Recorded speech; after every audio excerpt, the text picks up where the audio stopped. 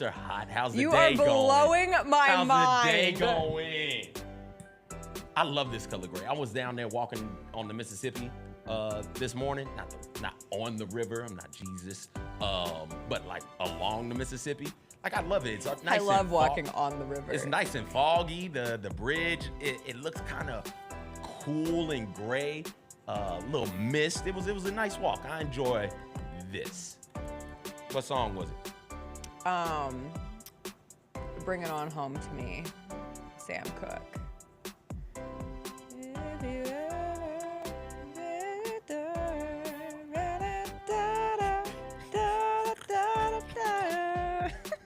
Okay. Baby, bring it to me. So you kept it? And bring it on home. Yeah, it was great. It fit the mood. It was a good mood with the gray music, or the gray sky. But I could have used something a little more celebratory. The Grizzlies game was fun last night. It was fun. It was a fun game. It was fun. Celebratory like what? Like a little. Yesterday I was up here all day, and about 3:30 I thought to myself, boy, it would be great to have a nap room somewhere. I just want to sprawl out, kick off my shoes, relax my feet, and put on some ESPN or some soft music and just veg out. I want to figure out how to open up nap rooms in airports. Like, I think there's a business there, and I'm shocked that it hasn't happened. Not a lounge, but a nap room for anyone. Oh. And you could have a membership, or you could just do a drop-in pricing. Okay. Like, if you're a frequent flyer, you could get a membership to the nap room, but like actual comfy pods to sleep in. I second that. I support that move right I'll there. work on it. Make Just it trying happen. to big business. What's up, everybody? It is Thursday, November 7th. It's going to be a good day. Jessica Benson with you from the Grind City Media Studios in Memphis, Tennessee. CJ Hurt behind the glass. Coming up on today's show, the Grizzlies beat the Lakers. Ja doesn't like them. We had some highlights. Hopefully, Ja Morant not too injured. We will get into all of the happenings from FedEx Forum last night. Teresa Walker will join us about 20 minutes in. We are halfway through the NFL season. We'll get her take on who are the true contenders at this point, plus the first college football playoff rankings, how the Tennessee Volunteers could still find a way into the CFP. It was a crazy night around the NBA. We'll dip a little into that as well. And then we are drafting fairy tale characters in honor of Jay, the big bad wolf Huff. Yeah, we're making it a thing. He has 1,000,001 nicknames. What's one more? We'll be drafting the best fairy tale characters of all time. We'll end with a little Theater Thursday. There is some massive Broadway drama going on, and I will be giving CJ a Broadway 101 history lesson. You won't want to miss it. It's a fun Thursday. You know what we say. The Muffin Man?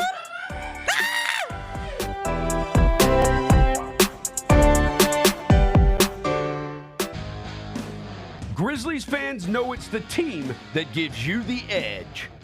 Big River Steel does too. And much like the Grizzlies have recruited legendary talent, we want you to be part of our team. Are you ready to be part of something legendary?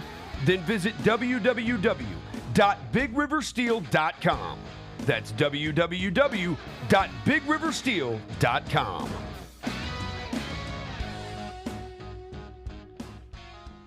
Sonic Radio. Welcome back to Sonic RNDIO. That spells radio with me, the CIO. This just in, the new Sonic $1.99 menu lets you build a crave-worthy meal for just $1.99 an item. Whether that's a creamy shake, crispy tots, or a quarter-pound double cheeseburger. This just out. Ostriches. They're mean, not very cute, and in my opinion, way too big for a bird. Don't miss the Sonic Fun 99 menu. 5 items, always $1.99. Live free, eat Sonic. Tax not included. See menu for details.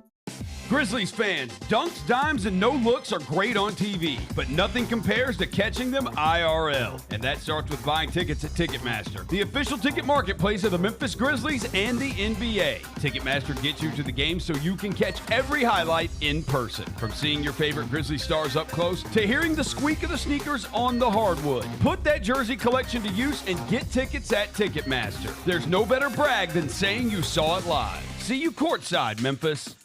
Now every time you go to Miami, you can go see, like, that's a statue of me there. No, I don't look nothing like that thing, man. Look, I'm sorry. I would have been offended. Look at that. That is UTA. Oh, look. Hey, y'all got to get that screenshot, man. Put that on the The Chris Vernon Show, live on weekdays at noon on YouTube at Grind City Media and the official Grind City Media app. One of the things I really do like about the history of the Memphis Grizzlies is that we have people who have moved here and stayed here. I like how much some of those guys have not only made millions here and won games here, but spent real time here and raised children here. Yes. And become a real part of the community. The Gary Parrish Show, live on weekdays at 10 a.m. on YouTube at Grind City Media and the official Grind City Media app.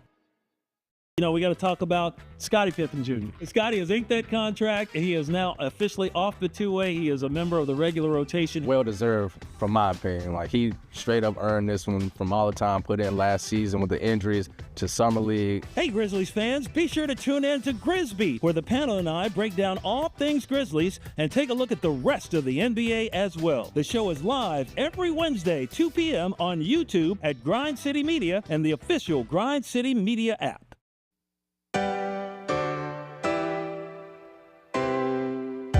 Feels great to feel the sunshine. Gotta own a day like it's all mine. Just got paid in his own time. Been working hard, I've been on the grind. I deserve this feeling, having my way. I've been on this healing. This is my day. The sun's out, let's have a little fun now. I wanna let it all out. That's what's it all about. Cause I deserve this feeling, have it my way. I deserve this healing. This is my day. Grind City Media presents The Jessica Benson Show with CJ Hurt. Live from the Grind City Media studios on YouTube at Grind City Media and the official Grind City Media app. What's up, everybody? Happy Thursday to you. To kick off today's show, I have an ancient jaw proverb. You take out the top dog, who else do you fear? Another ancient jaw proverb is, I don't like them. The them in question is the Lakers. Let's hit the highlights from last night's Grizz-Lakers game.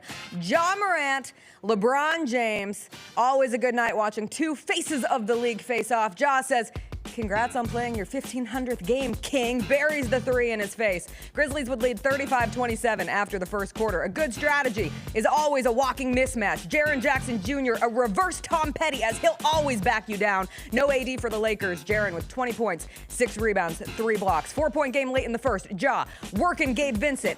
I don't know if you know this, but he's too little. He's too little.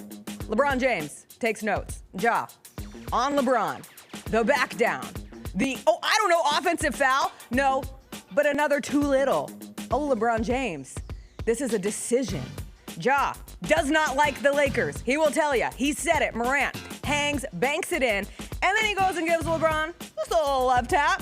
Grizzlies led by 6 at half, third quarter, go to the Wells. That is a second-round pick. Jalen Wells was 5 of 7 from the three-point line, a career high, 20 points. Time for a little huff stuff. He'll huff, he'll puff, he'll blah, blah, blah, blah, blow you away. Shout out to Bewitched. The real ones know. Shout out J Huff for the threes. Shout out J Huff for the audacity of a putback reverse dunk. The reverse dunk king strikes again. He's wild. Call it a revenge game for him, for Scottie Pippen Jr. as well. Sports Center called the Lakers the purple and old. LeBron doing it all. He had 39 for the Lakers, but Scottie Pippen Jr. like, give me that. Desmond Bain said he snatched it from an old man. Jake LaRavia gets it here underneath Fines. Who else but Jalen Wells in the corner for another one. Big Grizzlies lead. Stop. It's Yuki time. Yuki Kawamura, first career NBA points, came at the free throw line as the Grizz win 131-114. We did not get to see Yuki Kawamura dunk on Bronny James, but in my head, I envisioned it. I thought it could have happened. It's always a fun night when Yuki is in because you are up by so many points at the end, and we loved seeing that. Listen, before we get into the rest of the happenings from the game, obviously have to start with the PTSD level of injury news for the Grizzlies, for them to get Luke Kennard back last night, and it was wonderful to see Luke back. We saw the first Luke 3 of the season in FedEx Forum, but Ja Morant leaves the game after going up for that dunk that was a really horrible, awful no call. And just about everybody said it last night. Ja came down immediately. You could tell he landed pretty hard. Went back to the locker room, came back to the bench. I know people reported that he then went back to the locker room. He actually went back to the bike. So he was sitting on the bike for the majority of that second half, back behind where the tunnel comes out. And he didn't return to the bench. He just kept sitting on the bike. He said after the game, like, he was asked how the Lakers were defending him last night, and he mentioned, like, they're fouling. And it seemed to allude that one of the reasons he did not go back into the game was because of the physicality of that game, and it wasn't worth getting injured in a situation like that, because there was a lot of heat between these two teams. We didn't really get like a true injury update on Ja, but I will say him doing media availability last night in the locker room, I thought was a positive sign. I don't want to definitively speak on that, and I know everybody will wait and see what the injury update officially stands by. They play the Wizards on Friday, and then they hit the road for a little bit of an extended trip. But other than that, it was a really fun night at FedEx Forum. Like, those are the matchups that you sign up for. And the crowd was awesome. It always feels extra energetic when the Lakers come to town. All of the randos in purple and gold who suddenly exist in this area. But the Grizzlies get the win. No Anthony Davis, no Rui Hachimura for the Lakers, but hey, you play who's in front of you on the court. And LeBron's still out there, 39 years old. Can't do it all, though. You got to get wins. However you get wins. Could have gone out there and laid an egg, and you didn't. And there's something to be said in that. The moment, and this is why you go to the games for the moments of LeBron James versus Ja Morant, right? They're trading buckets back and forth, and the reason all of this escalates, LeBron James just goes through Brandon Clark's face at one point. Just not his body, his face. Just clocks him in the face for a layup. Ja takes offense to that. And that's when the jawing and the chirping starts between Ja and LeBron. And I thought that moment was really, really interesting to see, because it's not usually Ja that's the one in somebody's face. And he's done that a couple of times this year. I feel like at times, especially when Dylan was here, that was Dylan's job. Dylan was the one to say, hey, the enforcer type role. Hey, you're not going to do my teammates that way. Well, now it's John. When your best player can be your sort of enforcer and energize and galvanize the team, I think that leads to a special season potentially for you. It is the Rockets game. Thinking back to that, and I feel like the game after the Rockets game, I can't remember all the games that started to bleed together. I know. I remember the Rockets game specifically being, you can push this team, or they'll let you like bully them and push them around. And last night, LeBron James was like, hey, this is what it is. This is what I'm going to do. I'm the biggest on the court. I'm the baddest on the court. I'm going to try and bully these guys out of what they want to do. And to Ja Morant's credit, he said, no, we are not going to be bullied. Everybody feed off of my energy. He hit that shot. There was no reason for him to go over to LeBron James and poke him in the back. But he had to, from hey, this is the standard now. We are not going to be punked out of this game. Follow me, everybody. Everybody got in line and followed behind 12, because 12 is that type of player. This is a respect thing. Yeah. And we saw him in the game, I think it was the Nets game, the first time around, when he baited, I forget who it was, but on like a double tech, and just for an energy play. And that's how that felt going into the end. You were going into half, you're up 6. Neither team was playing particularly well offensively. The Grizzlies had like 10 turnovers in the first half. But that last 2 minutes of the half was electric and a true tone setter. And even going into the game, like, it started being referenced the game last year against the Lakers, and a little story time for those who forgot or who have blacked out the 2023-2024 Memphis Grizzlies season. But at that point, it was, I think, April 12th, second to last game for the Grizzlies. Lakers were in this building. You had Xavier Simpson and who else was coming off the bench for the Grizzlies in that game? Timmy Allen coming off the bench. They were in a game late with the Lakers because of big games from Gigi, from Scottie Pippen Jr., and you throw in a little added spice element with Scottie Pippen Jr. having spent time with the Lakers, with Jay Huff having spent time with the Lakers. So thank you to them for their contributions to the Grizzlies roster. But in that game, it was tight down the stretch, and Jack White, Former Memphis Grizzly Jack White threw a bad pass. LeBron takes it and throws down a reverse windmill dunk with like 15 seconds left. And it was chaotic, and they treated it like it was the end of the game, and there was still time on the clock. And I remember Taylor Jenkins was so mad. I think he threw his clipboard at one point. But LeBron flexed in front of the Grizzlies bench. And Ja, if you go back to the highlight from that game, like Ja gives him a little push. Like, get out of here. Like, we're all in street clothes. Ja's in street clothes. Dez is in street clothes. Like, this is an injured team. At that point, they'd used 33 different players, an NBA record. But Ja remembered that. And you put that on top of rivalries are built in the playoffs. And I don't want to make this into like the greatest rivalry, but like there is juice there because they have played in the playoffs. And the last time the Grizzlies played a playoff game, it was one of the worst playoff outcomes that this team has experienced at the hands of the Lakers in this building. And they don't forget that. They don't forget the moment where Desmond Bane got shoved in the back in the day. You can't tell me that's not in the back of Dez's brain when he goes and interrupts Scotty's post-game interview saying you snatched it from the old man. And to be fair, Dylan Brooks laid some of the groundwork back in his time. Thank you for your service, Dylan Brooks. Back in the day of calling LeBron James old, but it keeps adding sparks to this fire. And last night for a regular season game, and what makes it so fun is they play again in a week.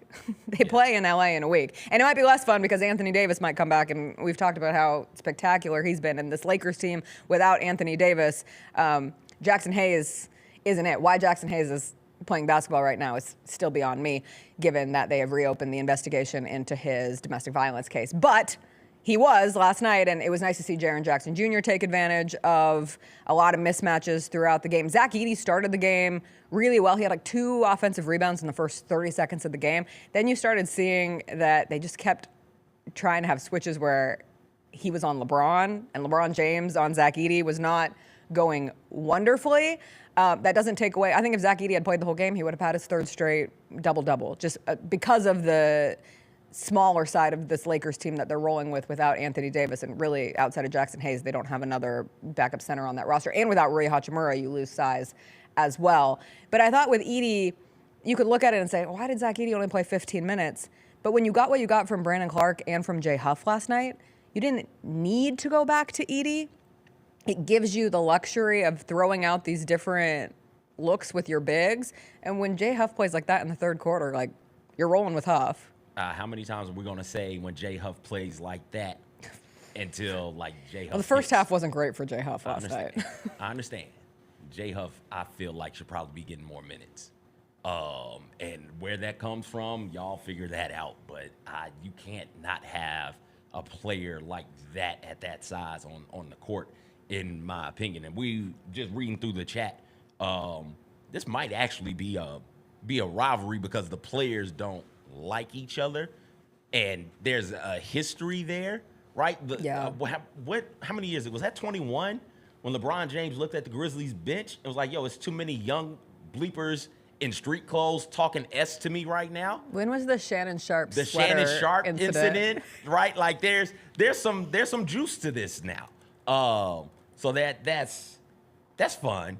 How many times do you get to say the Lakers are your rivals in a meaningful sort of way? I look forward to seeing these 2 teams play again in a week. Back on the Edey piece of it all. Listen, if you don't want to overwhelm him, and you don't want to do things to kill his confidence. So in this matchup, it's a bit tougher because they don't have the bigs, the traditional bigs, the conventional bigs, because of injury. You brought up Rui, and you brought up Anthony Davis.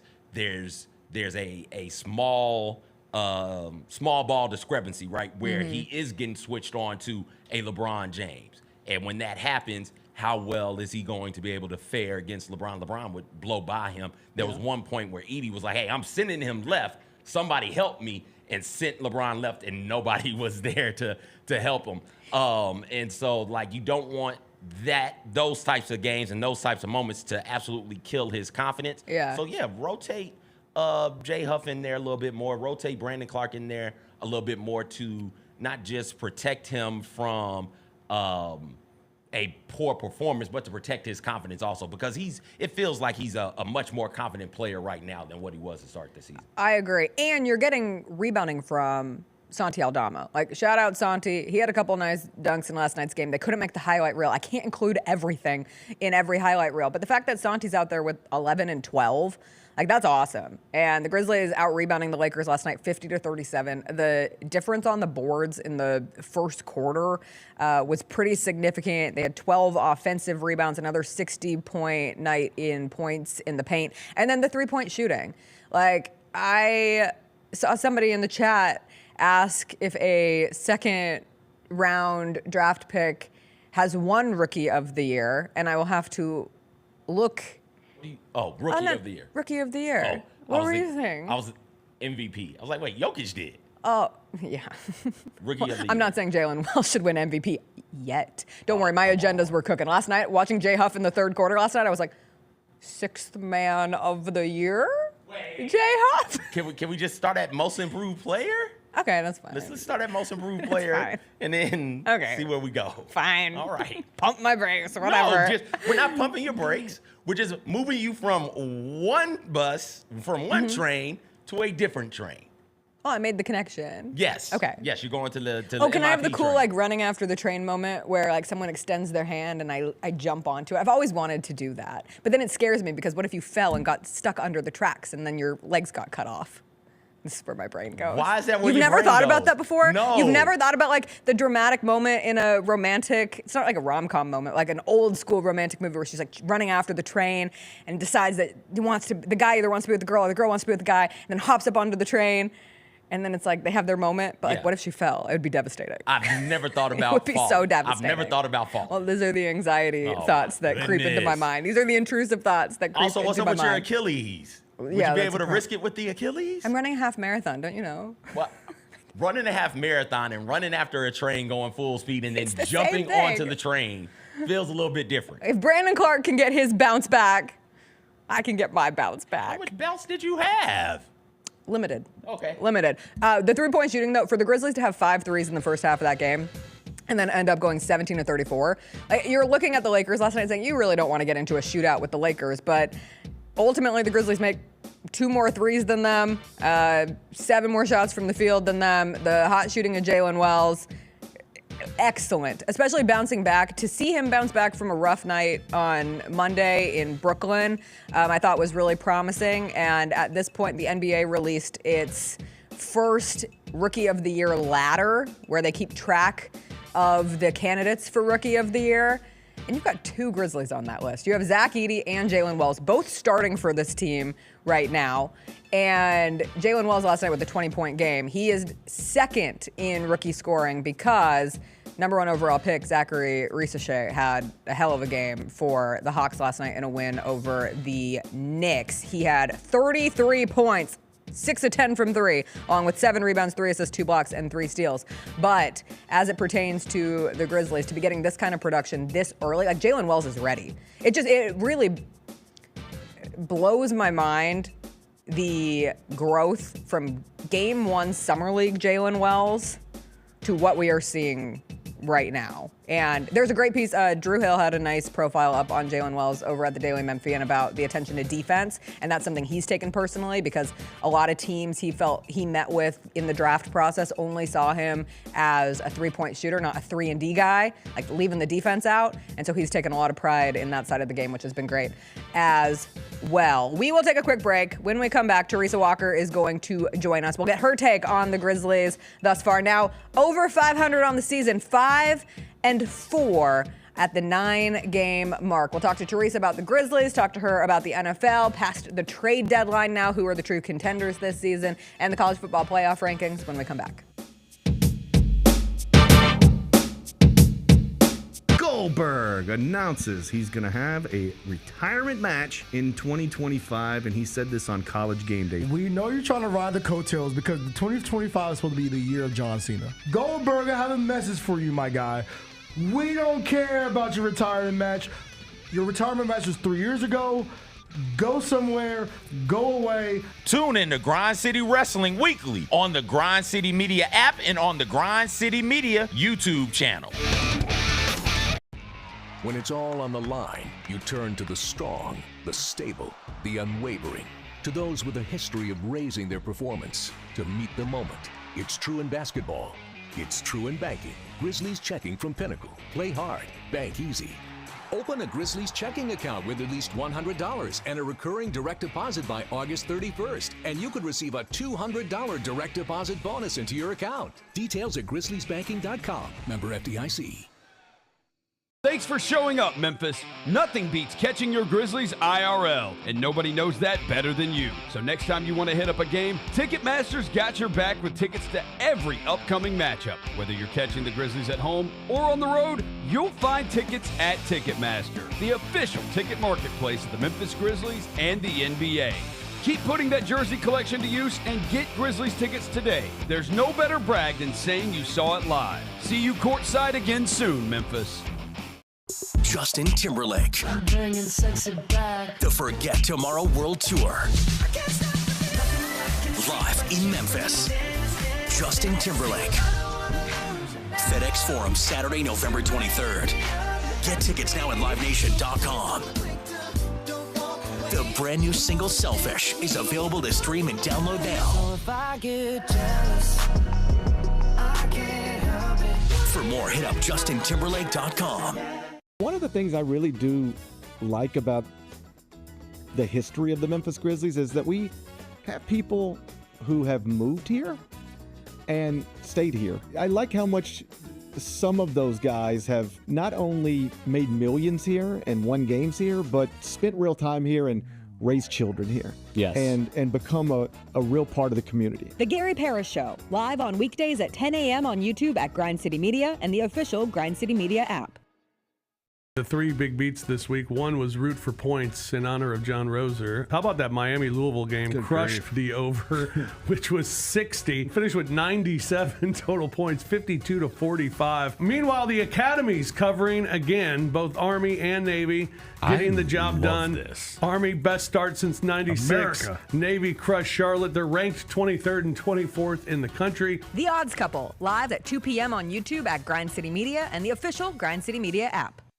Who do you see ending up in the SWAC championship game? So give me your East and your West based on what you see right now. If I had to say from what I've seen this year so far, I think you're probably going to get a Southern Jackson SWAC championship. Get all of your HBCU sports and culture news by tuning in to HBCU Huddle with CJ Hurt and Mike Wallace. New episodes drop every Thursday on grindcitymedia.com, YouTube, and Spotify.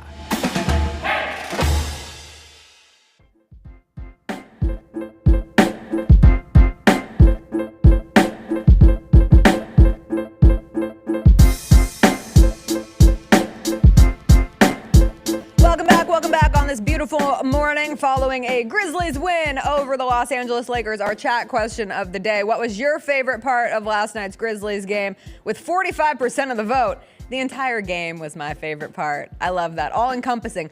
J Huff's reverse dunk putback, 27%. Jaws too little celebration, 12%. Yuki's first NBA points, 15%. If you're joining us, go ahead, vote on the chat question of the day. Also, throw us a like if you would to help us with the algorithm. Teresa Walker joins us each and every Thursday. She joins us now. Teresa, how are you this fine morning? Well, I'm glad that it's a Thursday because I get to visit with you all, and it means that I'm a few hours closer to the end of my week. It's like it's crossover season, so all the sports are going on, and I feel a little bit like bing, bing, bing, bing, bing, bing. My attention's going everywhere. Ding, ding, ding, ding, ding, ding, ding, ding, ding, ding, ding, ding, ding. Yeah, no, I feel the same way. Even last night watching the Grizzlies-Lakers game, there were so many good NBA games going on at the same time. Like the Warriors-Celtics game ended up being awesome, and Warriors get the win over the Celtics. The Cavs remain undefeated with a win over the Pelicans. Even the end of the Pistons-Hornets game was great, and it just felt like my attention. I'm not quite ready yet to be in all of that while also figuring out what the football schedule looks like for this week. Thursday Night Football tonight, big one between the Bengals and the Ravens. Obviously, a lot of college football as we continue to come off of the first college football playoff rankings. But for us here in Memphis, Teresa, it's always a good morning following a Grizzlies win over the Lakers. And yes, the Lakers were missing a few players last night in Anthony Davis and Rui Hachimura. But to get the win over LeBron James, I turned on SportsCenter this morning. they had the little headline at the bottom, purple and old, ? But the headline should have been, I know, it made me laugh too. It was a good one. But for the Grizzlies, is this a rivalry now? Because after hearing Ja's comments after the game, I do think it's fair to say that there's enough heat that we can at least ask the question. Well, they were missing AD and Rui Hachimura, but let's not forget, Memphis didn't have Dez and didn't have Marcus Smart. So it's like, I don't want to hear any complaining about, well, we didn't have. Yeah. And it was my guy Clay down there had a nice little breakout, about, the old Lakers, and it felt a little bit like a boxing match. I mean, I'm sorry, but I love that Ja did the too small, and then LeBron did the too small, and I mean, it felt a bit like what we thought that playoff series was going to be a couple years ago. And if they can continue that throughout this year, then I pray that they meet again in the postseason, because that would be fun. If Ja is available for all those games, let's have some fun, baby, because yeah, it's young versus old. I mean, we're all kind of amazed by what LeBron is doing at his age. It is ridiculous. It is. And I think I saw that he spends like $1.5 million to keep himself in shape at his age. Yeah. And then you've got Ja, who, I mean, the NBA, what was it, on Monday, pointed out that those two clips from those two shots in that game were the most viewed in, that's what we missed last season. Ja flying through the air with the greatest of ease. He just brings so much fun to the game. And it's like, it is a boxing match, and I want more. Feed it, put it in my veins, baby. It is fun. And you throw in the added element now of these players who, for lack of a better word, like the Lakers rejected, between Scottie Pippen Jr. and Jay Huff, players who early in their career spent time with the developmental system with the Lakers. Lakers didn't see enough. And sometimes it's just about fit, right? But when we want to make the narrative out of an entertaining show, we can say they gave up on him. One man's trash is another person's treasure, and neither of those players are trash. They are very valuable pieces for the Grizzlies this year. But you see a little extra added oomph in there. Like when Scottie Pippen Jr. is stripping the ball out of LeBron James's hands, you can't tell me he's not thinking, like, I could have been your teammate, and now I'm putting you in this move. Exactly. And Scottie Pippen, having covered him at Vanderbilt, there's a part of his mind in the moment, I think, that was absolutely thinking that. It's like, I used to be in those colors. You didn't want me. Memphis did. Memphis gave me the contract you wouldn't give me. And now Jay Huff, he's got the contract, the multi-year deal from the Grizzlies. And it's like, because, sometimes it's all about a player blossoming at the right time. It is about fit. And we saw a lot of that with the NFL trade deadline over the last 2 weeks. But that's the thing. Sometimes perfect place, perfect time. And, who doesn't like the chance to say, see what you should have had? I'm just saying. Fit and just having the chance to play, too. Like, there's a difference between gathering minutes in the G League, which are really important and can lead to a player finding a home elsewhere. But like for Scottie Pippen Jr. to come here last year, like he had to play. They needed him. He's starting. When you look at the game that I referenced when the Lakers came in here and LeBron had the reverse windmill and something Ja kept in the back of his mind and added to the motivation last night. But like who was the starting point guard that night? Scottie Pippen Jr. because they needed him to be. And now Jay Huff getting these minutes early as well. Being on the court can help. You mentioned the NBA tweet about how many people viewed those Ja 360s, and it was 160 million and counting. I'm sure that number has only grown since we talked about it yesterday. But I did find it interesting because it feels as if the NBA is really back to promoting Ja, which is great to see and is easy to do. Even last night, they tweeted out a video of him signing a kid's shoes before the game, which was a fun, nice little like feel-good moment before the Grizzlies-Lakers game began. But it got me thinking because like Nikola Jokic, for example, had a killer stat line last night. Nuggets beat the Thunder, first Thunder loss of the season. Jokic went off for 23, 20, 16, 2 and 2. And that's just a casual Nikola Jokic. Yes, 23, 20, 16, 2 and 2 from Nikola Jokic and a win for the Nuggets. That's awesome, right? Like there are so many incredible players in the NBA. But I think with Ja, like he is truly the most like uniquely exciting player that we've had since Steph Curry. Is that a fair assessment from a standpoint of like how people consume his highlights? I'm going to go a little bit further back than that. I had somebody at Titans practice yesterday asking me about Ja, and we were referencing that. And to me, yes, there's incredible players, and Steph's shots are circus shots. They're amazing. They're fun to watch. But what Ja does is fly through the air with the greatest of ease. Who did that first? Michael Jordan. Yeah. I'm going back, I know, but when Michael flew through the air for that dunk and that poster, it was almost go gadget, right?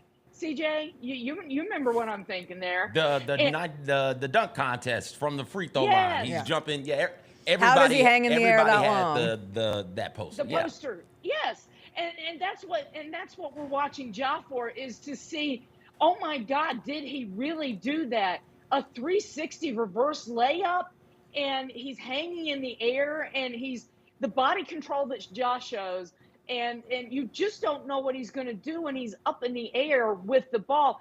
It makes him must-see TV, and I think that's why the NBA is back to promoting Ja, because it is fun, it is different.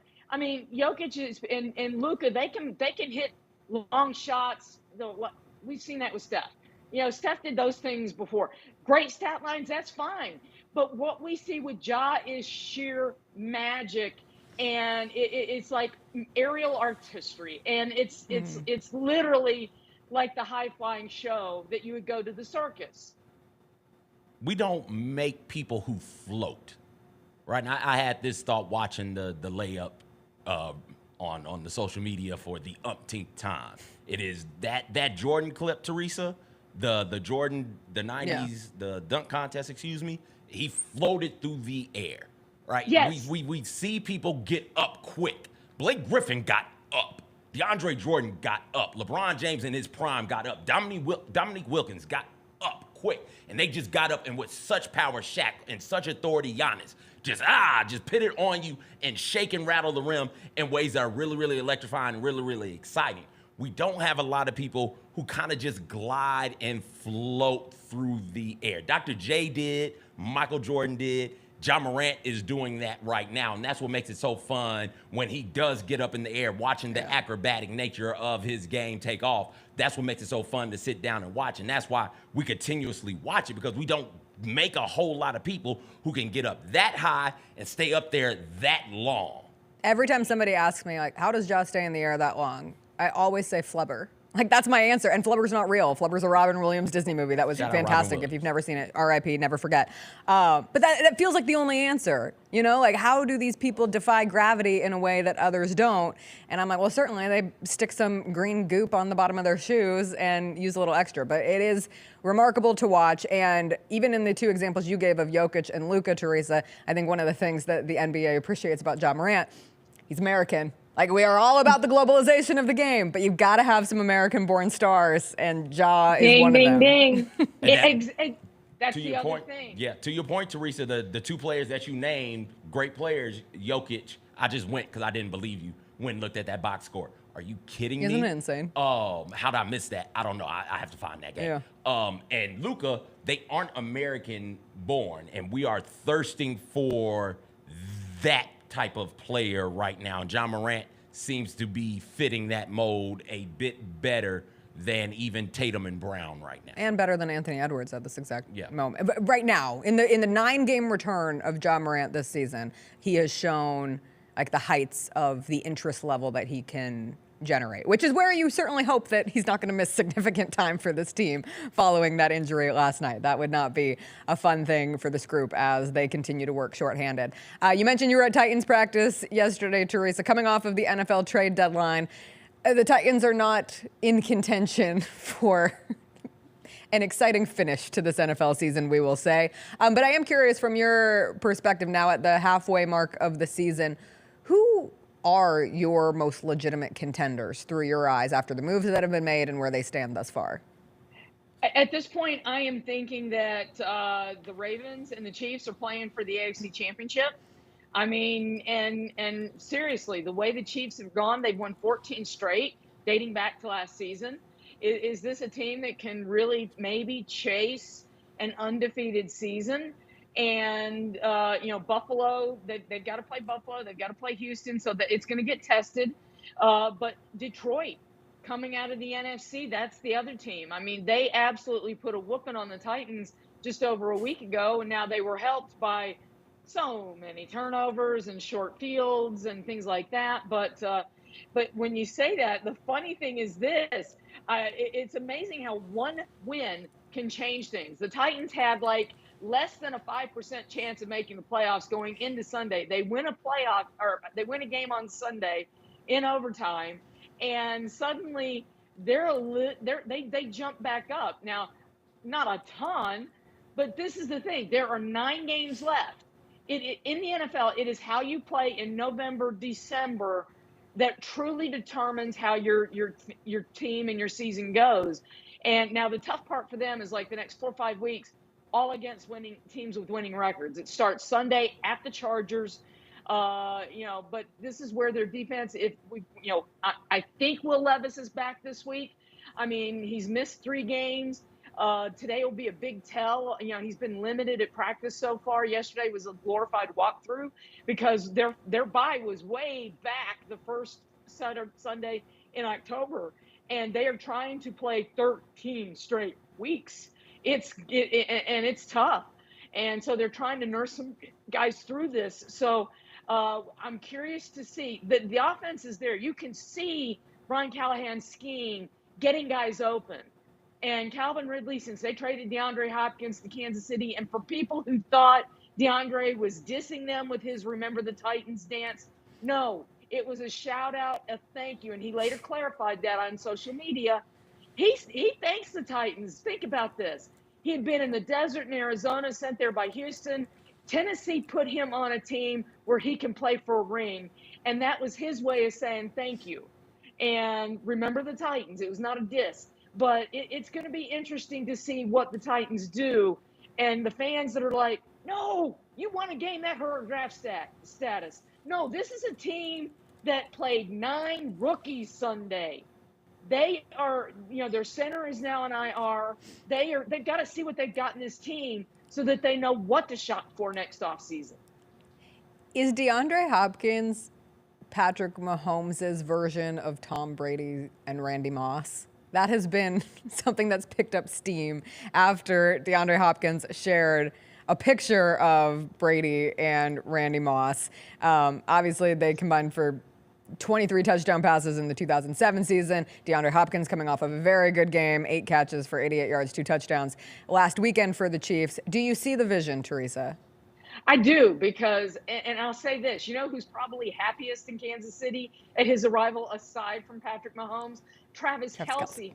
Because with somebody else on the field that defenses have to pay attention to. And did you see the move that Hopkins had in one of these last games where he makes a catch, taps the brakes, just a teeny little tap. The defender goes on by and he goes up the sideline for more yards. The dude is an older receiver, but he is a route runner with hands. And that's why I think that it's going to be a heck of an AFC championship game, because I'm serious. I think it's Derrick Henry, Lamar Jackson, Patrick Mahomes, DeAndre Hopkins, Travis Kelce, and I want that one to go the distance, baby. All right, with the Titans, even if there's a little glimmer of hope that perhaps the season is not lost, then there's also the turn to the hope of the future. I'm curious, from the Nashville perspective, what name are you hearing the most when it comes to eye on the draft prize for Titans fans at this point? Like, who are they looking at the most? Shedeur Sanders. Shedeur. I mean, who isn't? I mean, but I'm gonna just say we still don't know what they have in Will Levis, and Will, had 2 amazing performances last year that made you think. That's one reason why they spent so much money to put talent around him, so that they could get a true gauge on him. And that's why I want to see him back. Now, if he's watched 3 games and he's watched how this offense is supposed to work from the sideline, I want to see if that helps him get some of the confidence back, because it does seem like the Will that we saw last year is not the guy we've seen this year. And it's like, I've seen more of him in commercials than I've seen in games. And that's not So many commercials, and that's not what you want. And that segment from his Peyton Manning passing camp about handling endorsements off the field, it's like he is at a point in his career where he's got to show what he can do on the field.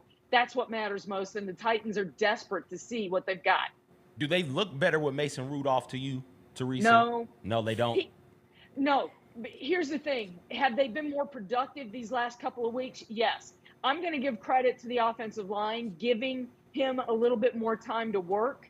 The pass protection has been much better since the first month. But the fact of the matter is Brian Baldinger does these great Baldy's breakdowns, and Mason Rudolph was picked off in the end zone. That should not have gone to overtime last week mostly because he threw a quick pass that went off Chigaquanquo's hands into a defender's hands. If he'd waited one little tick, Calvin Ridley was wide open in the right corner of the end zone. That should have been a touchdown pass. And Mason Rudolph is what he is. He's a good guy. He's a backup. He can come in and start. And yes, he has their 2 wins because he's the guy who finished up in Miami. But that is they need to see what they've got in Will Levis. He's going to be their starter, or somebody else will moving forward. The Tennessee Volunteers were ranked 7th in the first college football playoff rankings. They have a game against Mississippi State coming up, but they have a very big game on November 16th against Georgia. Georgia, of course, has to play Ole Miss this weekend in Oxford. But what did you make of their positioning, and how do you feel about their odds at this point going into this final stretch trying to make the CFP? Well, 2 things. Remember 2 years ago when they were first in the first rankings and went to Georgia and got it handed to them? Kirby Smart used that as bulletin board material. So guess what? There are enough games left that they can play their way through all the chatter and all the talk. But it is a little ridiculous that it's not their fault that when they went to Charlotte, that team ended up not being all that. They went to Oklahoma when Oklahoma was still, what people thought was a much, much better team. And they beat them there on the road. To me, their schedule is more impressive. It's just that their non-conference schedule is just so filled with cream puffs. After they play Georgia, they play UTEP. UTEP, exactly. But you know what?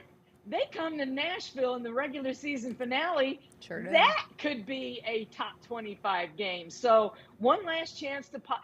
There's plenty of games left. Let's play it out. For everybody who said the expansion of the playoffs would hurt the regular season, nah, it just makes it much more fun week to week, baby. It is always a good time to be a Vanderbilt football fan. That's what I've always said. Shame on the college football playoff committee for not putting them at the end of the rankings. Shame. Hey, Vandy gets an open date, then they go to LSU. It is before Vandy. They can take care. TCB, baby. Take care of business. Sorry, I am an Elvis fan, long-standing. I'm just saying. Hey, yeah. Oh, I was going to say, we're drafting fairy tale characters in the next segment. Give me your favorite fairy tale character of all time. I'm torn. See, it's not really a fairy tale, but I'm torn between Bugs Bunny and Rocky the Flying Squirrel. Neither of those are cartoons. What are you, CJ? Making up your own rules. Cracked fairy tales. This is a fairy tale character. I didn't know you had Rocky and Bullwinkle. How long have you had Rocky and Bullwinkle back there? I have had these forever. And I'm just now.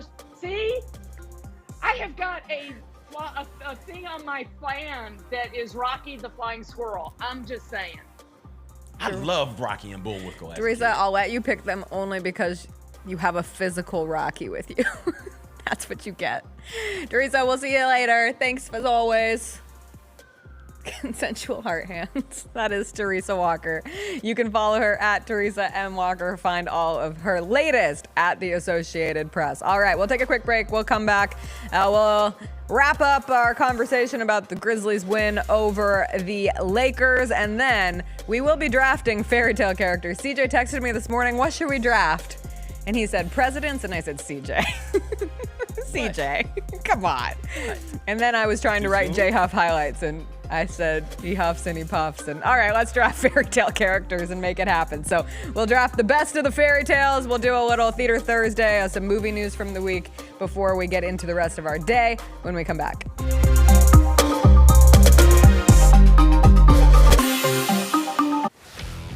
Let's face it, there's a lot of trash talk in basketball, but the great teams let their performance do the talking. Like Ford F-150 with Pro Power on board, a class-exclusive industry-first feature that turns your truck into a mobile generator and leaves the competition speechless. Ford F-150, official truck of the Grizzlies. Greatness starts here at your Mid-South Ford dealer. Class is full-size pickups under 8,500 pounds, GVWR. At Southland Casino Hotel, it's time to work hard, play hard with our $500,000 giveaway. Earn entries October through November 9th and take home free play and amazing prizes on select Saturdays, including a big rig. Stay connected on social media for weekly drawing clues. Join us November 9th for the grand finale drawing where you could drive off in a four-wheeler, side-by-side, or big rig. Work hard and play harder at Southland Casino Hotel. Must be 21 plus. Play responsibly. For help quitting, call 800-522-4700. Thanks for showing up, Memphis. Nothing compares to catching your Grizzlies IRL. And that all starts with buying tickets at Ticketmaster, the official ticket marketplace of the Memphis Grizzlies and the NBA. Ticketmaster gets you to the game so you can catch every highlight. Put that jersey collection to use for the next game and get Grizzlies tickets at Ticketmaster. Whether they're here at FedEx Forum or on the road, Ticketmaster's got your back when it comes to scoring tickets. And there's no better brag than saying you saw it live. Somebody else we have not seen in a long time is Morant. Since you've seen him, does he look any different to you, or is this the same superstar Ja that we were used to? He's always getting better, so you just got to watch out for that. That's. And it's a revenge tour. Yeah. It's a revenge tour, like the world's forgotten about me. And I don't think they forgot. The Chris Vernon Show, live on weekdays at noon on YouTube at Grind City Media and the official Grind City Media app. The three big beats this week. One was root for points in honor of John Roser. How about that Miami-Louisville game? Good crushed grief. the over, which was 60. Finished with 97 total points, 52-45. Meanwhile, the Academy's covering again, both Army and Navy, getting the job done. This. Army, best start since 96. America. Navy crushed Charlotte. They're ranked 23rd and 24th in the country. The Odds Couple, live at 2 p.m. on YouTube at Grind City Media and the official Grind City Media app. You know, we got to talk about Scottie Pippen Jr. Scottie has inked that contract, and he is now officially off the two-way. He is a member of the regular rotation. Well deserved, from my opinion. Like, he straight up earned this one from all the time put in last season with the injuries to Summer League. Hey, Grizzlies fans, be sure to tune in to Grizzbeat, where the panel and I break down all things Grizzlies and take a look at the rest of the NBA as well. The show is live every Wednesday, 2 p.m. on YouTube at Grind City Media and the official Grind City Media app. Goldberg announces he's going to have a retirement match in 2025, and he said this on College Game Day. We know you're trying to ride the coattails because the 2025 is supposed to be the year of John Cena. Goldberg, I have a message for you, my guy. We don't care about your retirement match. Your retirement match was 3 years ago. Go somewhere, go away. Tune in to Grind City Wrestling weekly on the Grind City Media app and on the Grind City Media YouTube channel.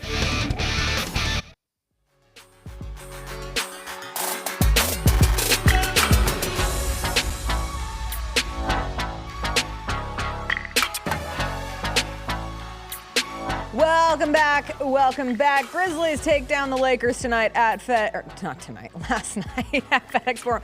It's hard out here, CJ. It's hard to keep everything We gave you a day in order. yesterday. Like, come on.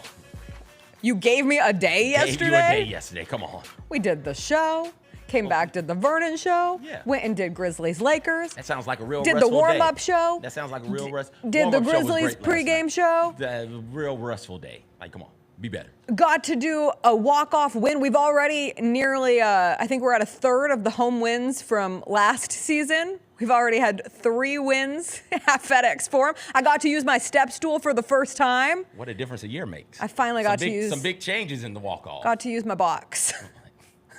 They've had it. They've had it ready and waiting. But the first one was Ja, and the second one was Scotty.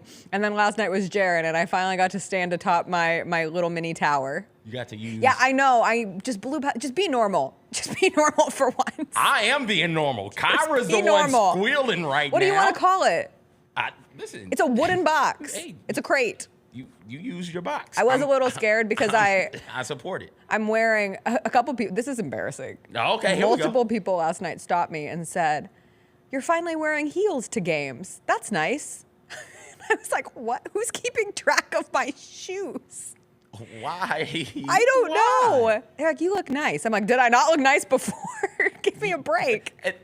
Probably not, but Probably you not. don't, You're you don't right. look nice in heels. She's got a face for radio, baby. I don't know what to tell you. What are the heels going to do for you? I don't know. But anyway, then getting on the box in the heels felt precarious. As someone who doesn't wear heels very often, then to put me on an elevated platform in the heel was a little nerve-wracking. When I saw you on the box, my thought was, oh, how'd she get up there?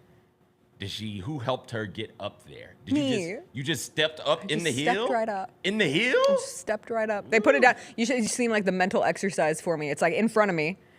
I'm trying to figure out. Nobody just stuck a hand out like, hey, lean here? No. It's very chaotic. Okay. It's very quick. Gotcha. Get the celebrations behind, get up, have Jaren. Then Jaren wants to go and hang out with Jay Huff. And that makes me nervous. Yeah, I know. Yeah, I don't like that. I'll probably wear sneakers again the next time. I was like, this is a limited decision to wear the heels. So for everybody who appreciated it, you take a picture, it'll last longer, and then sell it on the internet and give me a portion of the profits. Give me a portion of the profits. That's what we're looking for. Great win for the Grizzlies. Be sure to come out on Friday. It is so easy to get excited for Grizzlies Lakers. But again, right now, Ja Morant is the hottest thing in the NBA. Like, he was all over SportsCenter this morning. He's all over the timeline. And any chance you get to watch him play basketball feels like an easy decision to make. And the Grizzlies-Wizards game coming up on Friday will be the last chance that you have for the whole week, because then the Grizzlies hit the road and they're not back at home until Sunday, the 17th, when they play the Nuggets here at FedEx Forum. So go to Ticketmaster.com, get your tickets today. All right, last night, Jay Huff, all that man knows how to do is reverse dunk. That's not all he knows how to do, but if he's going to do a dunk, I mean, it was a reverse putback. It was a reverse dunk off an offensive rebound. That's insane. I wanted to ask Jay Huff last night, like, what goes through your mind? Walk me through the decision, because it has to be fast, and it means that your instinct is to do a reverse. There's no reason for it. Absolutely There was not. no reason. No, nobody was around. He could have grabbed that one hand, put it Simple. down, two hand, put it down. The reverse dunk guard comes through. It's like, up, here it is. Up, there I go, reverse it. Oh. Why? Why? Because he had to take the reign from Santi.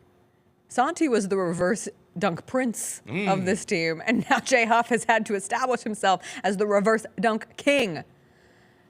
But he also has the last name Huff, and I have seen infinite Huff references at this point. And I always think, when you think Huff, what's the first reference that comes to mind? The Magic Dragon. Okay.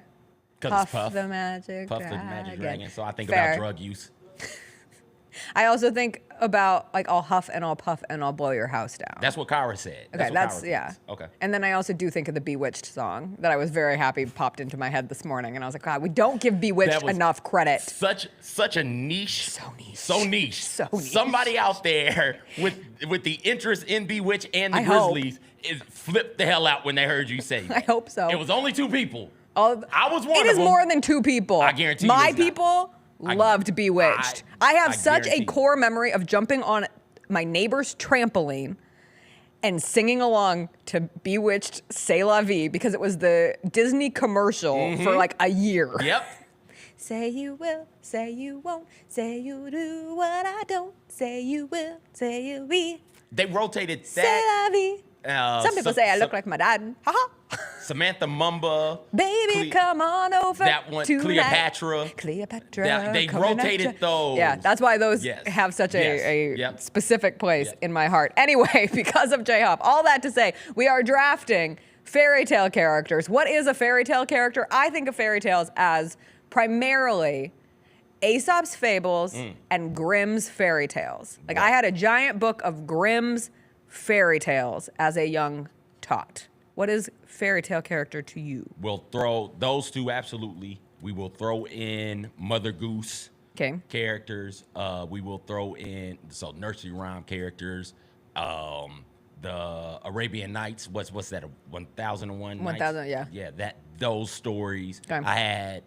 I had the Aesop Fables book, and I had an Aesop Fable cassette tape. Oh, so did I. I had a cassette. And then we had the 1001 Arabian Nights book also, and that's what we read it, along with a Mother Goose book. And so those were the bedtime stories that we read from.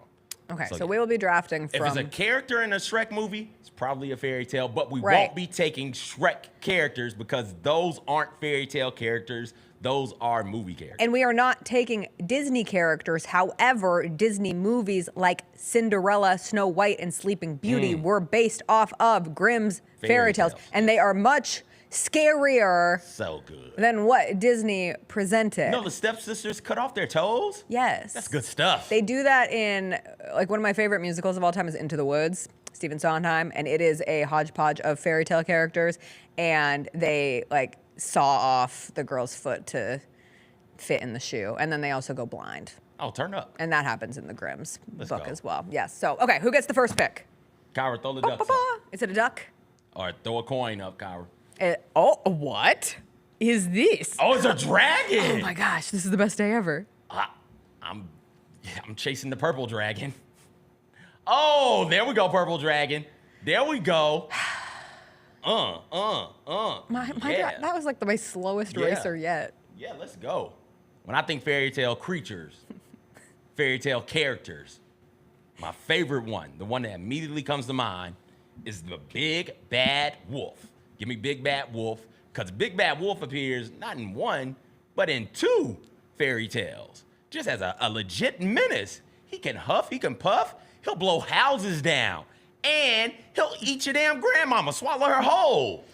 Like, come on, man. I was thinking about this. Which logically speaking, which one happened first? Did he get into it with the three little pigs before running into Goldilocks? Or was he beefing with Goldilocks and them and then decided, you know what, I got to go get the pigs? I'll take it one step further because there's also Peter and the Wolf. Oh, Peter and the Wolf. Is that a big bad wolf or just a regular wolf? I don't know, but I was convinced that there were wolves, like real wolves, and there's a lot of wolves in this world, and that's why we use the imagery of a wolf.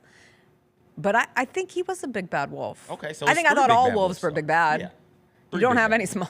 You don't hear any small demure wolves. Does he die in Little Red Riding Hood? Right, like I always took it that he did. He eats the grandma. The lumberjack comes through, cuts his stomach open, pulls the grandmama out. So I'm assuming he dies at the end of Little Red Riding Hood. So maybe he gets into it with the pigs. But wait, no, because he tries to go down the chimney in the brick house, and then they set the chimney on fire, and he lands in the giant pot, and then he shoots off into the atmosphere. So, okay. I forgot all about the lumberjack. Yeah. Because again, I'm thinking about Into the Woods. My number one pick. Oh, here we go. Is Little Red Riding Hood. There we go. Because she's got a badass cape, and I wanted a cape with a hood. Not in a bad way. Wow, that could be taken in a very wrong way. I didn't say anything. Be normal. I hear those capes and hoods are coming back. Oh, I want the red one. It was so cute. She tied it around. Wait. The Grand Wizard wore the red one, if I recall correctly. Oh, no. Those are coming back in style. I just thought she was a cool little, spunky girl who got herself into a bad situation. But in my head, I thought Little Red Riding Hood killed the wolf, but I forgot about the lumber man who came and saved the day. I think in some stories, she does. And she cuts Granny out, and she saves Granny. That's the version that I'm going with here. But I like Little Red Riding Hood because she was one of my first images of a brave young girl who can face scary situations and be smart enough and cunning enough to get out on the other side and also get some nice baked goods from Granny. She had a little basket. She did. Don't talk to strangers. And don't tell them where you're going. going. Talk to come on, strangers. Man. That's how your grannies get ate. Give me... I like this story, I do not like the gingerbread man. And I love the end that little twerp meets. Give me the fox from the gingerbread man. So gingerbread man running around, the story as I remember it from my youth, the gingerbread man running around, poking fun at everybody. You can't catch me. Why? Because I'm the gingerbread man. He comes across this like body of water, and he's trying to get across it. And then the fox is like, hey, I'll give you a ride across. Come on, let's go. Hop on my back. You're gonna eat me. No, you're way on my back. I can't reach you. And then the fox takes him deeper and deeper into the water. Hey, hop on my ears. All right, I still won't be able to eat you because I can't reach you. You're so smart. Hey, the water's getting deeper. Hop on my snout. And then I'll swim and I'll carry you. Oh no, you're in my mouth now because I ate you. That's the fitting end that you get, you little nonsensical twerp running around the damn neighborhood talking about run fast. You can't catch me. I'm a gingerbread man. Got everybody in the damn village trying to catch your little ass. You met your ending, and I like that shit. Give me that damn fox. Okay. I feel like I have to play strategic here. Like I gotta put. I am not sure where you're gonna go, but I don't want to. You know what's crazy? I'm not sure where I'm going either. Okay. Well, I don't want to risk losing this one, and I don't think you'll take my other. So I'm going to take my favorite fairy tale villain, which is Rumpelstiltskin. Ow! Give me Rumpelstiltskin. What a good villain. A girl is locked in a king's tower. She's got to spin some gold to get out, and Rumpelstiltskin pops up. He's like, Just you out don't of want to do nowhere. that? I got you, girl. I'll spin this gold for you. One small caveat, you got to give me your firstborn child. And she's like, okay, sweet, you can have it. I just want to get out of this cage that I have to live in. And so Rumpelstiltskin spins the gold. The girl gets out. The girl becomes the queen. Now she's a queen, and her firstborn child is an heir. That presents a problem. But ultimately, she outsmarts Rumpelstiltskin by guessing his name correctly. And this is a story of greed. This is a story of sacrifice. And this is a story where a girl outsmarts a scary little man. I have a theme here, but I do love Rumpelstiltskin, and it is such a fun name. And the fact that Kyra spelled Rumpelstiltskin so quickly is remarkable to me. Is that how you spell it? Say it 3 times. Rumpelstiltskin, Rumpelstiltskin, Rumpelstiltskin. Rumpelstiltskin, Rumpelstiltskin, Rumpelstiltskin. How does she outsmart him? She guesses his name. But how? She gets it right. She just does. Okay. Osmosis. Why do I feel like she caught him slipping, right? Like he was. Oh yeah, she got it from. He started celebrating, and then he said he celebrated name. Too early. Yeah, yeah. I hate to see it. He was Swaggy P turning away from the shot. And can't do that. In Swaggy P's defense, that missed shot looks like it's a clear missed shot. Watch the video. The ball is in the rim when he turns around. Like, for all intents and purposes, most of the time when the ball is that deep in the rim, it's in. Rumpelstiltskin thought he's had himself a baby king. The king was in the hole. Just take your next pick. You are. Sometimes I just start walking onto this ledge, and then it's too late to get out. to not say the thing that you need. Yes. Yeah. You're a regular Charles Boyle. Give me the big Billy Goat Gruff from the story of the 3 Billy Goats Gruff. Everybody's trying to cross the bridge. They've eaten all the grass over here. They got to cross the bridge to get to the new pasture. There's an evil troll underneath, and the troll hops out. Who's trapping over my bridge? And baby Billy Goat says, hey, don't eat me. My older brother's coming. He's way more bigger and way more delicious than me. Troll lets him go. Medium one comes through like, hey, don't eat me. There's a bigger, more tastier one coming behind me.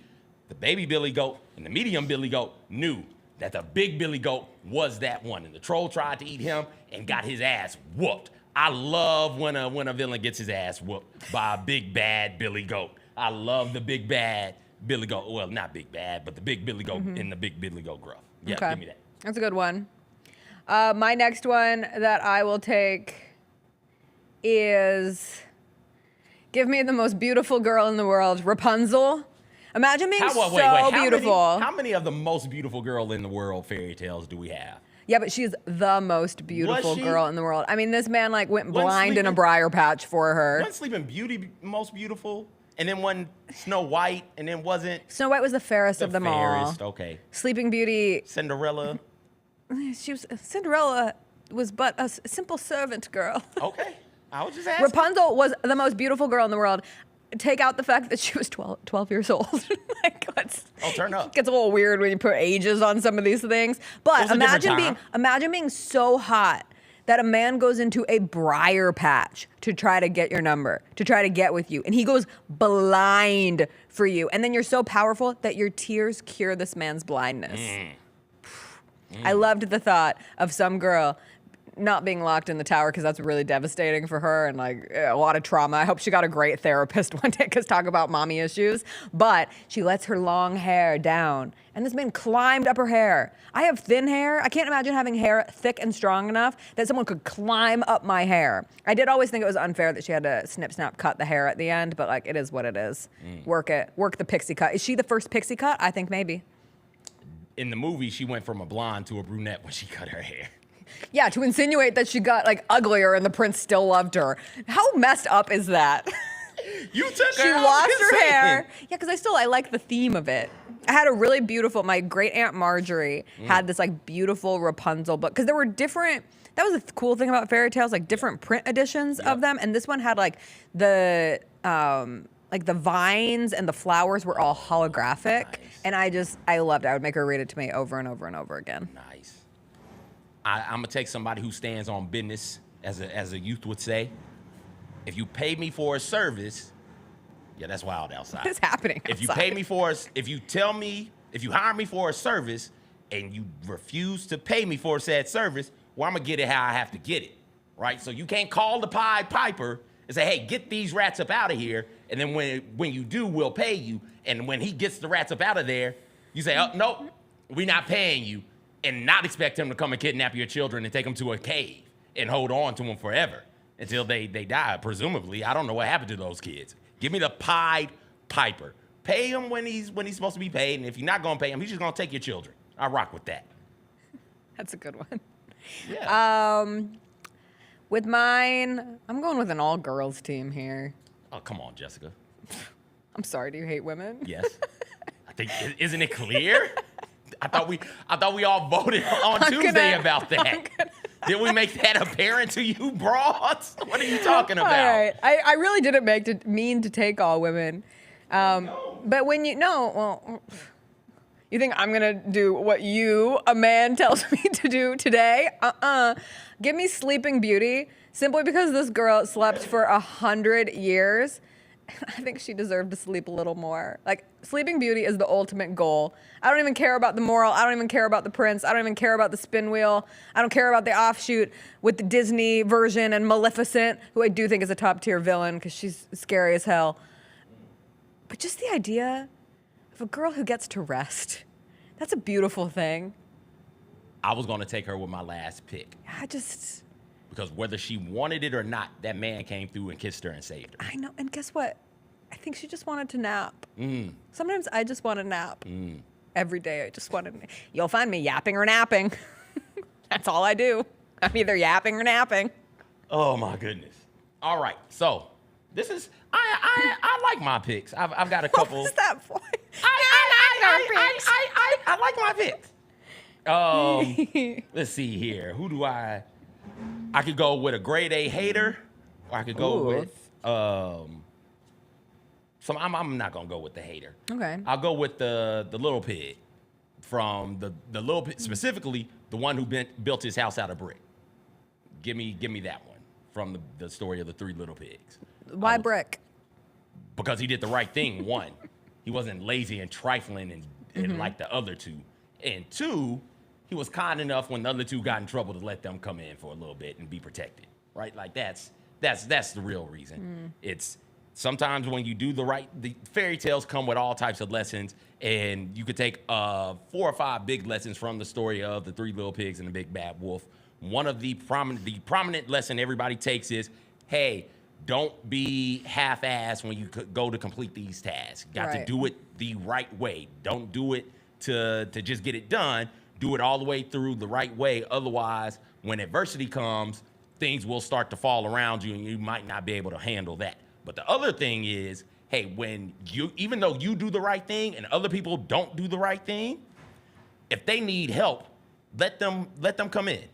Help them out. And I think that the three little pig the little pig who built his house out of brick did a great job of that. Also, I'm pretty sure it was his idea to put the hot boiling cauldron in the chimney when the wolf starts to climb down it. And that's what leads to the wolf burning his hind side and then being shot out of the chimney into the stratosphere. So, yeah. Great imagery. Yeah, it's a good story. Well, I'm grateful that you took the fox because that leaves me with my last pick. And I hate to double dip from the same fairy tale, but I got to take the Yuki Kawamura of fairy tale characters. Give me the gingerbread man. Wait, no. Don't disrespect Yuki like that. The gingerbread man is so annoying. Don't disrespect the gingerbread man like that. What is it? What is the gingerbread man about him? Teaches you that even the smallest person should never be underestimated. He has wit. He has resourcefulness. He has courage. He runs away from his creators. He is basically Frankenstein just trying to find a free life for himself. Oh, wait. Frankenstein was a scientist. Frankenstein's monster. Frankenstein's monster. Okay, all right, go ahead. But this is the little version. It's a little cookie. Plus, it's a cookie. Who doesn't like cookies? How dare you call it the gingerbread man? You are clouded from the gingerbread man's voice in Shrek. No. Yes, I think you are. No. What is the my rest? Gumdrops. Listen, no. When you read that story, he runs away from the gingerbread man. Okay, fine. Why are you running through the rest of the village taunting people?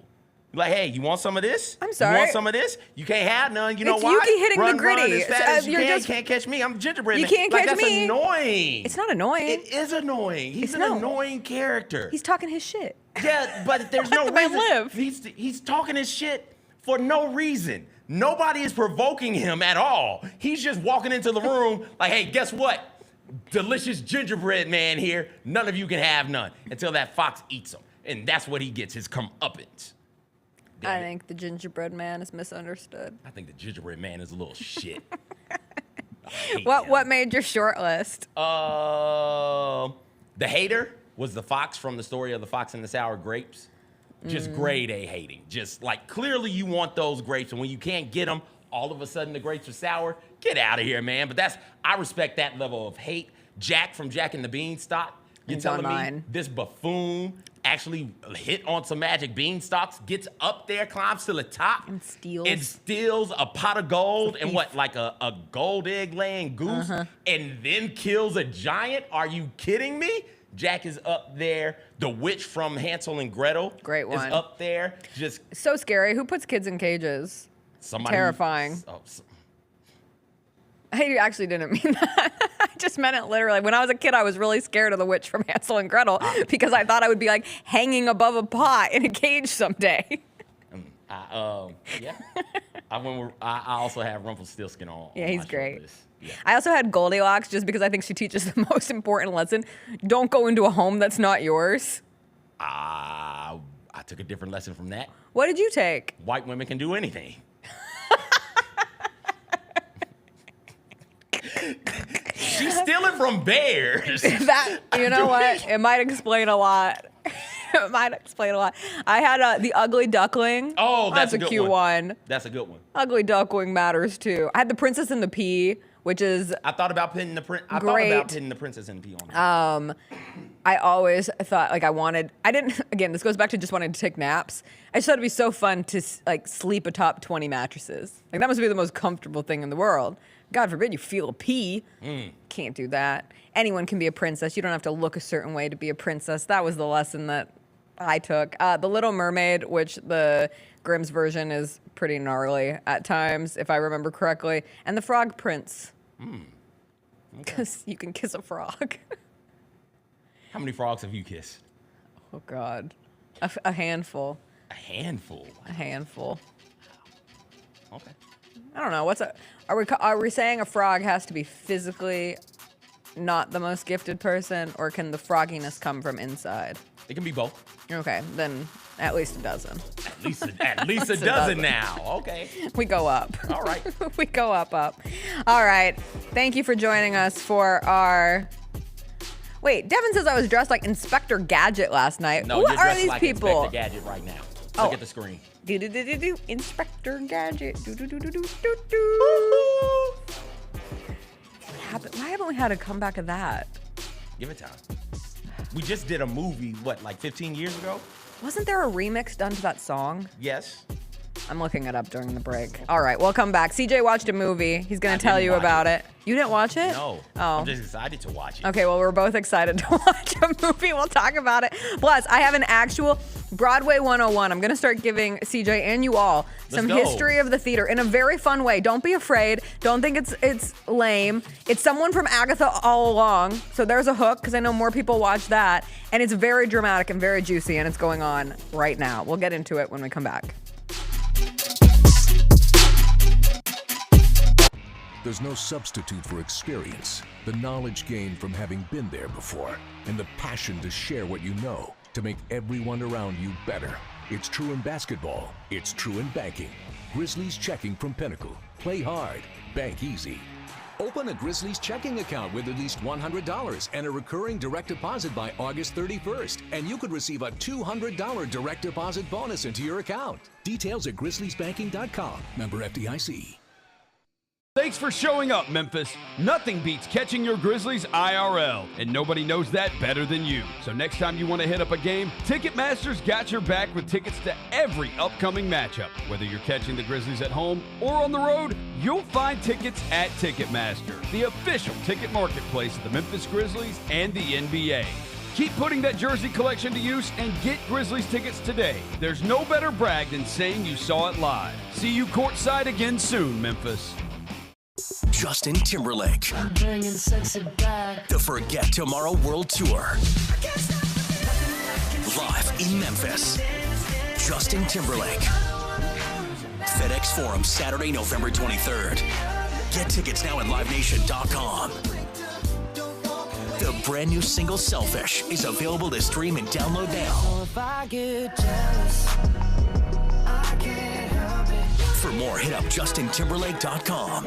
One of the things I really do like about the history of the Memphis Grizzlies is that we have people who have moved here and stayed here. I like how much some of those guys have not only made millions here and won games here, but spent real time here and raised children here. Yes. And become a real part of the community. The Gary Parrish Show, live on weekdays at 10 a.m. on YouTube at Grind City Media and the official Grind City Media app.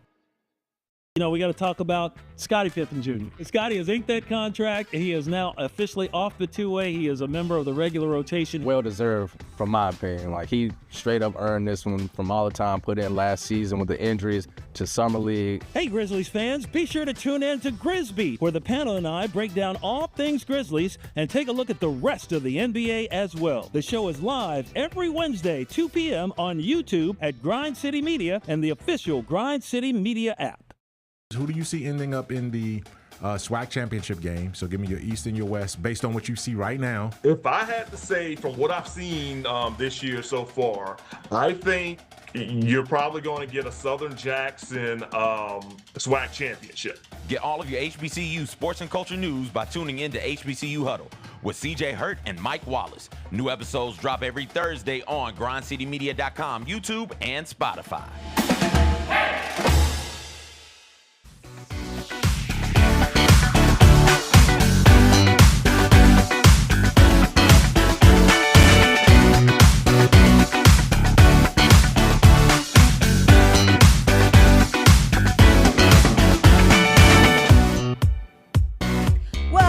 Welcome back on this Thursday. It's almost Friday. We end with a little Theater Thursday.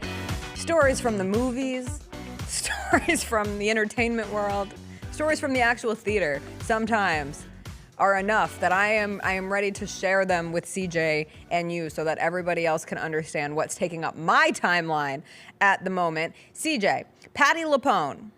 I have told you who Patti LuPone is. Can you tell me who Patti LuPone is? Absolutely, I can. Okay. Oh, you want me to do it right now? Yeah, I just want to know, I just need to know your base knowledge. This is like the test that you take before you go into the class to figure out how deep we got to go here. Oh, you got to go deep because I lied. I didn't know you actually want me to tell you who Patti LuPone was. She's on Agatha All Along. Which one is she? She's Lilia. Okay, what does she look like? She's older. Okay. Is this lady? Yep, I know exactly who you're talking about. Okay, that is Patti LuPone. All right. One of the greatest actresses in musical theater history. Yes. I wouldn't know that from looking at her. From anything that I've seen her in. star.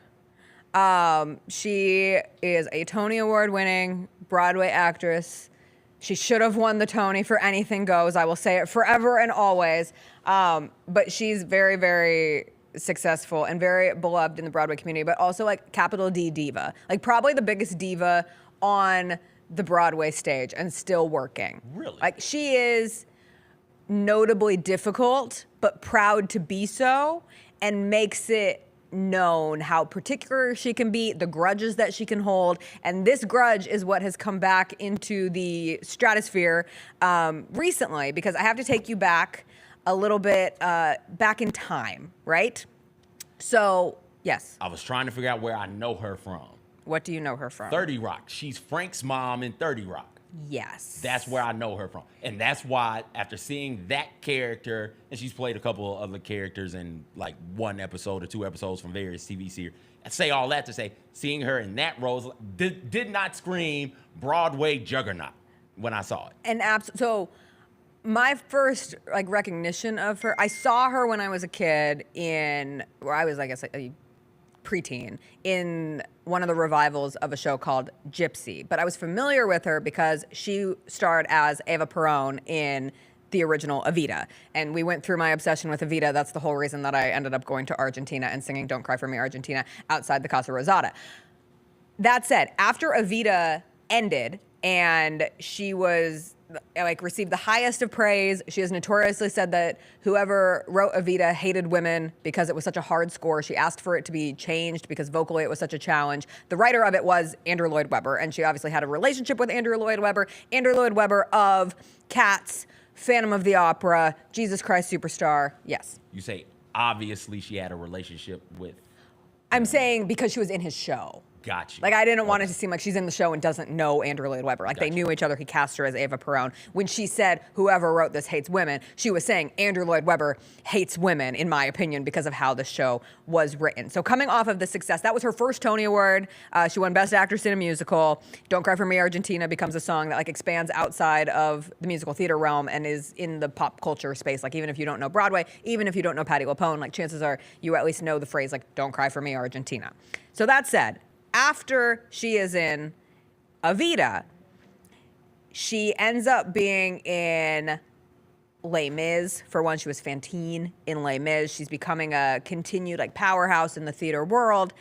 And she ultimately gets cast in a show called Sunset Boulevard, which is another Andrew Lloyd Webber show.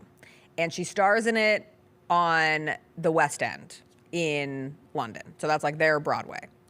When the show eventually is coming to America, she's supposed to be in it. She gets replaced. Andrew Lloyd Webber kicks her to the curb and replaces her with Glenn Close. Oh, I know her. Okay, there you go. You know Glenn Close.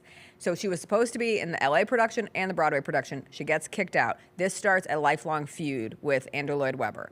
How many years ago was this? This was in 1993. Whoa. 1993. So they've been beefing since 93? They've been beefing so much that she got quite the payout because she was contracted for the LA and the Broadway productions, and so she got a lot of money when she gets replaced. And let me add one more layer to this. He also didn't cast her in the Evita movie. He ends up casting Madonna instead to get the star power, and he changed the score so that it was lower register so that Madonna could actually sing it because Madonna doesn't have the vocals that Patti LuPone has. So there's a lot going on there. She took the money that she got from the Sunset Boulevard payment and she built herself a pool at her house and she named it the Andrew Lloyd Webber Memorial Pool. Like, this is a petty, petty woman. Oh, here we go. In the best way. Like, all the respect. I say everything here respectfully. I love Patti LuPone. Like, I worship at the Patti altar. 30 years of beef. 30 years of beef. So now this has all come back. And Patti LuPone has started shifting a little more mainstream because of Agatha All Along, and she's lived with Aubrey Plaza, and they have this cute little, like, relationship. Wait, lived? Yeah, they were roommates. Really? For a period of time in New York. Did not know that. Yes. Okay.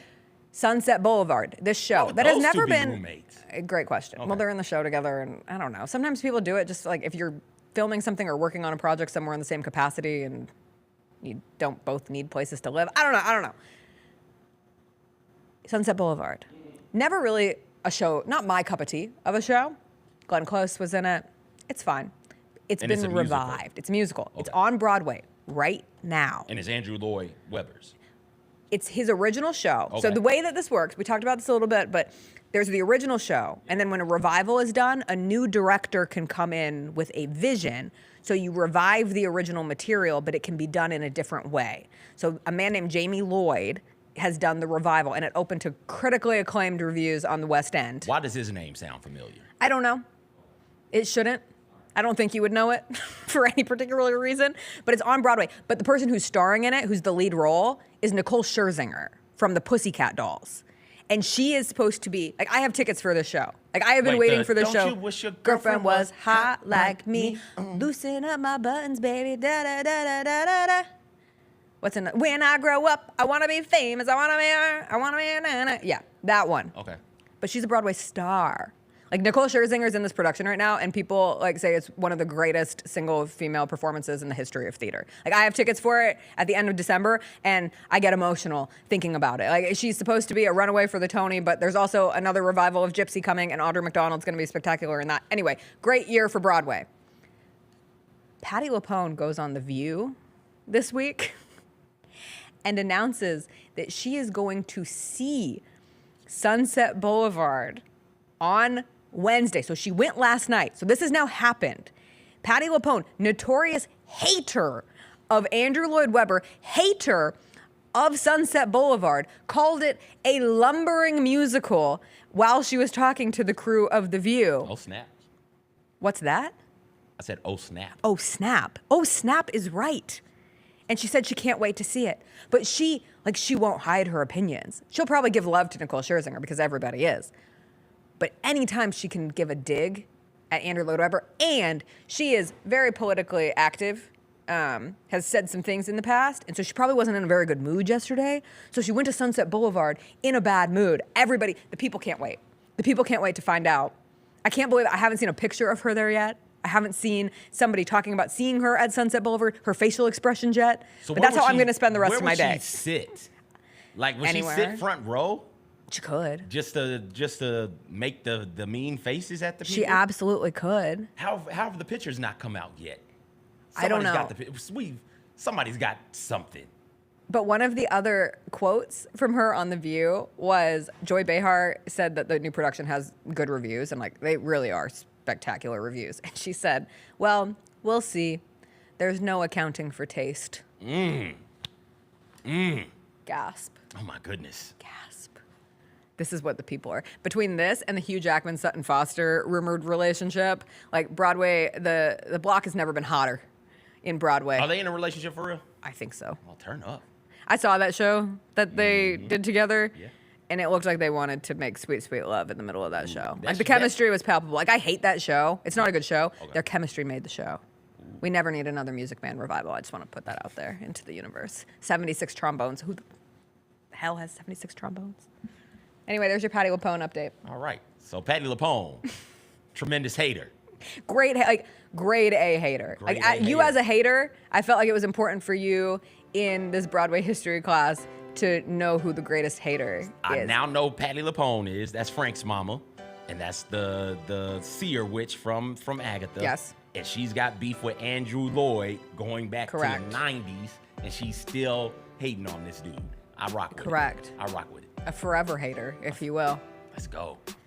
I'll tell you another story about her off air. We don't have enough time. What No, I want to go watch this movie that you and I both want to watch. It's called My Old Ass, and it's streaming on Amazon Prime now. And I've wanted to watch it for months. And you want to know what I'm going to do today? What? Watch it. Okay. I'm saying it right now because if I say it out loud, then I actually have to put my phone down and take advantage of an open afternoon and watch this movie. Speaking of Aubrey Plaza, yeah, she's everywhere. She's having a moment. Yeah.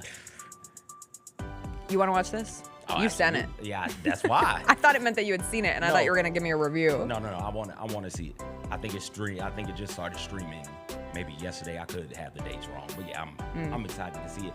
I feel like I know Aubrey Plaza personally. I don't.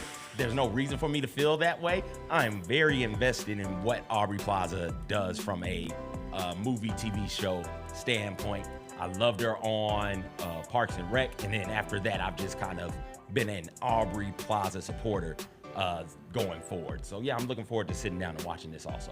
So while you said that, I was curious because I forget why Aubrey Plaza and Patti LuPone were living together, and it's because Aubrey Plaza was doing an off-Broadway play, and she could save money and have an endless amount of stories if she was Patti LuPone's roommate. And Patti LuPone extended the offer. Like, if you want to live with me while you're doing the show, come at it. And that's why I like Aubrey Plaza. She just does weird stuff like that. Yes. Just like, yeah. And I didn't know that because when I heard that they were living together, I was like, that makes sense. I don't know why. That makes sense. All right, it is a Thursday. Tomorrow will be Friday. It'll be a Grizzlies game day. God, every day is a Grizzlies game day if you think hard enough about it. That's how it feels at this point in the season. But it's a good time. We'll see if the Grizzlies can get another win on the home court before they hit the road. Be sure to get your tickets because we want to see you out there at FedEx Forum on a Friday night. Lang Whitaker will join us tomorrow. I believe Roser will be with me tomorrow. Is that correct? Yes. Roser will be in the box tomorrow. Come on. Come on. Thursday night football, we get a good one between the Bengals and the Ravens tonight. I hope so. Sounds like it's trending in the right direction. But we will see. We'll be back. We'll see you then. Everybody have a great Thursday. Bye. I think that Plaza is my last, celebrity crush. I think that's